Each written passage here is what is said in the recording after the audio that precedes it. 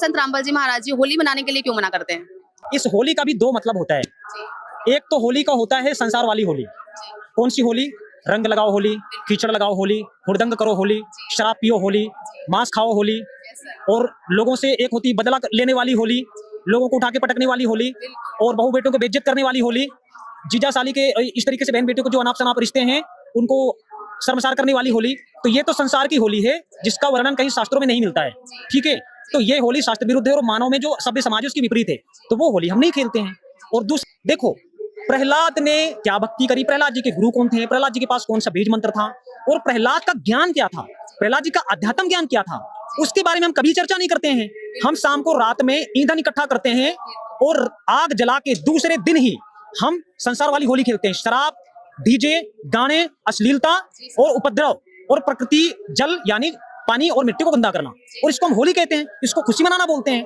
तो ना तो प्रहलाद वाली भक्ति का बेरा, ना तो पता, और ना तो वेद शास्त्रों में जो राम है पूर्ण परमात्मा है उनका जिक्र, और ना तो संत परंपरा का जिक्र, और ना तो अध्यात्म का जिक्र। तो कौन सी होली है? ये होली नहीं, ये समाज में अभिशाप की कुरीति है। विष्णु पुराण है, गीता प्रेस गोरखपुर से प्रकाशित। ये इसका डिटेल देख लीजिएगा, ये देखिए,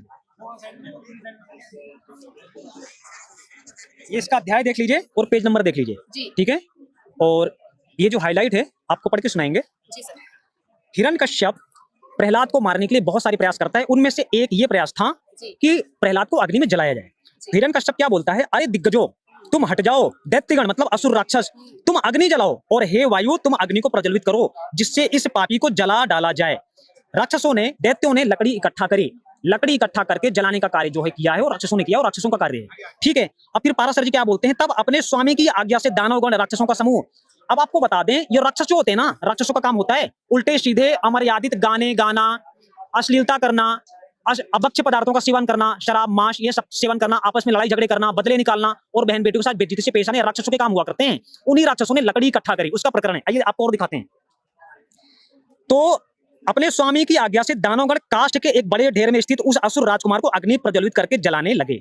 राक्षसों के गण ने, राक्षसों के समूह ने क्या किया, वो लकड़ी ईंधन इकट्ठा करके जलाने का कार्य किया। मेरे कहने का मतलब ये है, जो राक्षस तमोगुणी थे, जो राक्षस उल्टे सीधे कार्य करते थे, उन्होंने लकड़ी इकट्ठा करी। लकड़ी इकट्ठा करने का काम, आग जलाने का काम राक्षसों का है, मनुष्य का नहीं है।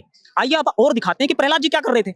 आगे देखिए लाइन में, अब प्रहलाद जी क्या बोलते हैं, हे तात पवन से प्रेरित हुआ भी यह अग्नि मुझे नहीं जलाता, मुझको तो सभी दिशाएं ऐसी शीतल प्रतीत होती है मानो मेरे चारों ओर कमल बिछे हुए हों। तो ये तो छोटा सा मैंने आपको उदाहरण दिया है। इसी विष्णु पुराण में प्रहलाद जी के नियम क्या थे, जीवन के आध्यात्मिक रूल्स क्या थे, वो पूरा बताया है। उनका ज्ञान क्या था, आत्मा के लिए, परमात्मा के लिए, अध्यात्म मार्ग के लिए, वो तो हमने कभी पढ़ा नहीं। वो सारे आध्यात्मिक रूल्स, सारे आध्यात्मिक नियम हमारे गुरुजी संत रामपाल जी महाराज जी अपने शिष्यों को दे रखे हैं कि समाज में सभ्य बनकर रहो। यादगार अगर प्रहलाद की बनानी है तो प्रहलाद ने भक्ति कौन सी करी थी, और प्रहलाद को कौन से परमात्मा मिले थे, किस रूप में मिले थे, उनका बीज मंत्र क्या था, उनके गुरुजी कौन थे, वो जीवन में किस आदर्शों को पालन करते थे, उसको जानकर हमारा मानव समाज सभ्य बनेगा। ना कि राक्षसों के जैसा काठ के ढेर को इकट्ठा करना और उसमें आग लगाना और दूसरे दिन हुड़दंग करना और सारी अश्लील क्रियाएं करना, ये शोभा नहीं देता, मानव समाज के कार्य नहीं है। इसलिए ये होली हमारे लिए मान्य नहीं है। हम राम रंग की होली खेलते हैं, हम उस पूर्ण परमात्मा की भक्ति करते हैं जिससे हमारे मानव जी का कल्याण हो, और वो राम रंग होली हम रोज खेलते हैं। हमारे गुरुजी रोज बताते हैं, सच में रामपाल जी महाराज जी बताते हैं, और वो होली सारे उनके शिष्य रोज खेलते हैं।